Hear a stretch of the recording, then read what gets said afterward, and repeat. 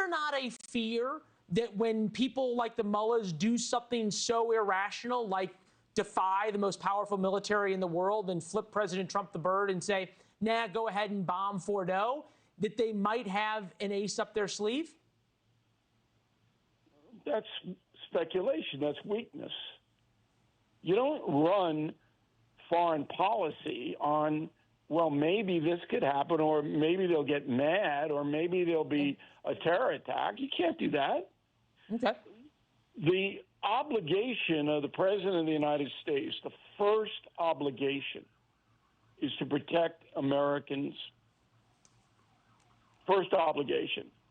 If there is a regime in the world that says death to America 10,000 times and has launched terror attacks throughout the Middle East on American forces, and then you learn that these people are close to getting a nuclear weapon and you don't do anything?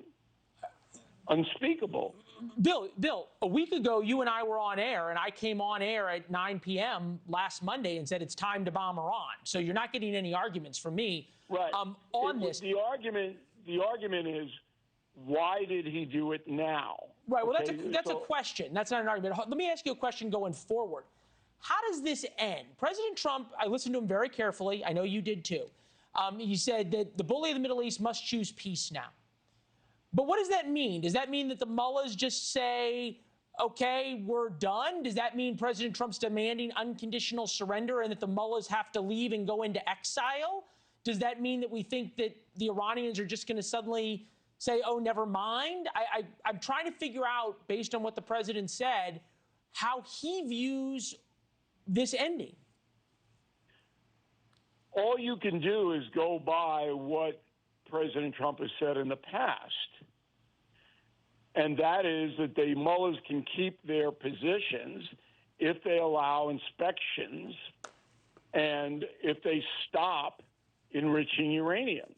Now, their capacity to enrich uranium, I don't know what the percentage is now, but it's way down after tonight. Okay? And I assume that the mullahs will sign a peace agreement saying UN weapons inspectors, and if I were Trump, I'd put U.S. too, are going to be able to come in and look at whatever they want to look at. I would assume that's going to happen. Look, I can tell you with certainty on Trump's speech, it was written for him, but he went over it. I can tell you with certainty he was issuing another warning to the mullahs. This was a speech to the mullahs. This wasn't a speech to America. That's correct, because he didn't fill in any blanks about why I did it I got 60 seconds later. That's tomorrow. There's a press conference at 8 a.m. Real quick, though. Why do you think he went through all the bad acts of Iran? He laid out their sponsor of terrorism, their killing of Americans. There was this recitation, and he hasn't done that before, of sort of the evilness of Iran. Because he has to justify what he did, and he has to get the American people on his side. Do you realize that there was a nitwit in Congress named Sean Gaston from Illinois who within minutes called for Trump's impeachment? So did AOC. Well, I don't even think that woman, I think that's a cartoon. That's not really a person, okay? But this Gaston, I mean, you're looking at this person, all right, if you don't believe he should have done it, you wait. You don't do that 10 minutes after a military action when we still have people in the air.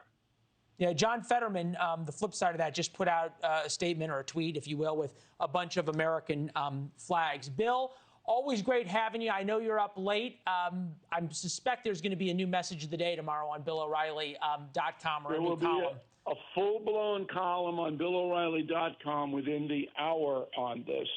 Thanks for having me, Leland. Send it to me as well. Thanks, Bill.